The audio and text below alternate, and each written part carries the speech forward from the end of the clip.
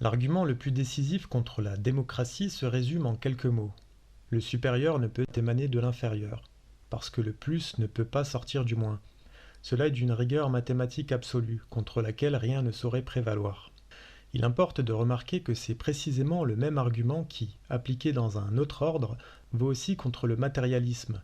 Il n'y a rien de fortuit dans cette concordance, et les deux choses sont beaucoup plus étroitement solidaires qu'il ne pourrait le sembler au premier abord. Il est trop évident que le peuple ne peut pas conférer un pouvoir qu'il ne possède pas lui-même. Le pouvoir véritable ne peut venir que d'en haut, et c'est pourquoi, disons-le en passant, il ne peut être légitimé que par la sanction de quelque chose de supérieur à l'ordre social, c'est-à-dire d'une autorité spirituelle. S'il en est autrement, ce n'est plus qu'une contrefaçon de pouvoir, un état de fait qui est injustifiable par défaut de principe et où il ne peut y avoir que désordre et confusion. Ce renversement de toute hiérarchie commence dès que le pouvoir temporel veut se rendre indépendant de l'autorité spirituelle, puis se la subordonner en prétendant la faire servir à des fins politiques.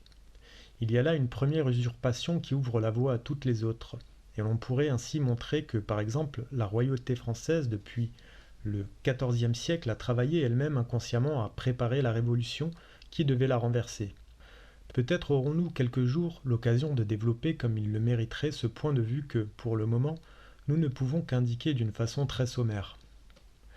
Si l'on définit la démocratie comme le gouvernement du peuple par lui-même, c'est là une véritable impossibilité, une chose qui ne peut pas même avoir une simple existence de fait, pas plus à notre époque qu'à n'importe quelle autre. Il ne faut pas se laisser duper par les mots, et il est contradictoire d'admettre que les mêmes hommes puissent être à la fois gouvernants et gouvernés, parce que, pour employer le langage aristotélicien, un même être ne peut être en acte et en puissance en même temps et sous le même rapport. Il y a là une relation qui suppose nécessairement deux termes en présence. Il ne pourrait y avoir de gouvernés s'il y avait aussi des gouvernants. Fussent-ils illégitimes et sans autre droit au pouvoir que celui qu'ils se sont attribué eux-mêmes. Mais la grande habileté des dirigeants dans le monde moderne est de faire croire au peuple qu'il se gouverne lui-même, et le peuple se laisse persuader d'autant plus volontiers qu'il en est flatté, et que d'ailleurs il est incapable de réfléchir assez pour voir ce qu'il y a là d'impossible.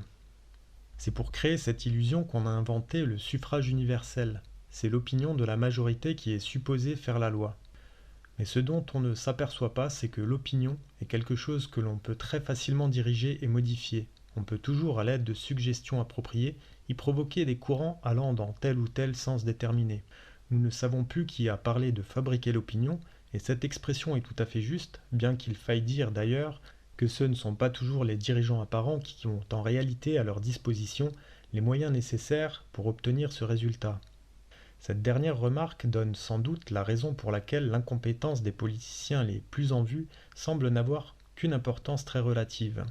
Mais comme il ne s'agit pas ici de démonter les rouages de ce qu'on pourrait appeler la machine à gouverner, nous nous bornerons à signaler que cette incompétence même offre l'avantage d'entretenir l'illusion dont nous venons de parler.